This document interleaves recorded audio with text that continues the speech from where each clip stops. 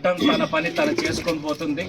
నారా చంద్రబాబు నాయుడు గారి సారథ్యంలో ఈ కూటమి ప్రభుత్వం అక్రమార్కుల మీద ఉక్కుపాదం మోపి ఎవరెవరైతే ఈ అరాచకానికి పాల్పడ్డారో వాళ్ళందరి మీద త్వరలో అన్ని చర్యలు తీసుకుంటామని తెలియజేసుకుంటూ, ఇది ఒక హెచ్చరిక.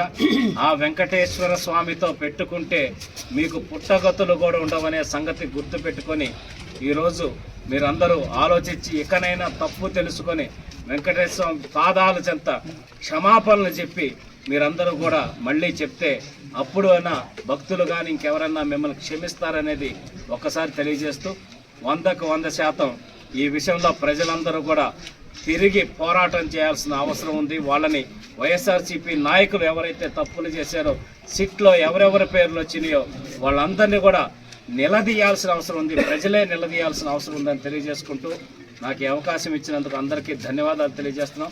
అలాగే కుప్పం నియోజకవర్గంలో ఈరోజు లక్ష్మీపురంలో ఉన్న వరదరాజుల స్వామి గుడి దగ్గరకు వచ్చి తెలుగుదేశం పార్టీ నాయకులు అందరూ, జనసేన బీజేపీ నాయకులు అందరూ వచ్చి ఇక్కడ గుడి ముందు పవిత్రతను కాపాడమని చెప్పి ఆ స్వామివారికి మొక్కి ఇక్కడంతా పసుపు నీళ్లతోటి అలాగే కుంకుమ నీళ్లు పాలతోటి ఇక్కడ కడిగి ప్రక్షాళన చేయమని చెప్పి ఆ వెంకటేశ్వర స్వామిని కోరుకొని పూజలు చేయడం జరిగింది. 100కు 100% ఈ ధర్మాన్ని కాపాడటంలో చంద్రబాబు నాయుడు గారు ఈ కూటమి ప్రభుత్వం ఎప్పుడు ముందుంటుంది. పవన్ కళ్యాణ్ గారు కూడా మీరు ఎన్నోసార్లు చూశారు. పోయినసారి అప్పుడు స్టార్టింగ్లోనే మన కనకదుర్గమ్మ తల్లి గుడి మెట్లు కడిగి దానికి నిరసన వ్యక్తం చేయడం జరిగింది.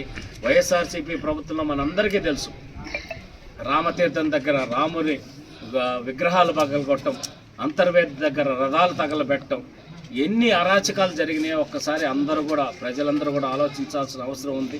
ఇటువంటి వ్యక్తుల్ని మనం నిలదీయాల్సిన అవసరం ఉందని కూడా తెలియజేసుకుంటూ నాకు ఈ అవకాశం ఇచ్చిన అందరికీ మనస్ఫూర్తిగా నమస్కారాలు తెలియజేసుకుంటూ సెలవు తీసుకుంటున్నాను.